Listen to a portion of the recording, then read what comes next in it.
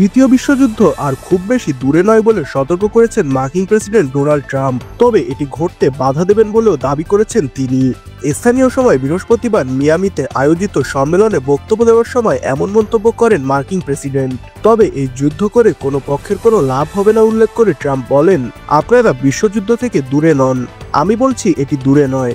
যদি বাইডেন সরকার আর 1 বছর থাকতো তাহলে বিশ্ববাসী তৃতীয় বিশ্বযুদ্ধে জড়িয়ে পড়তেন।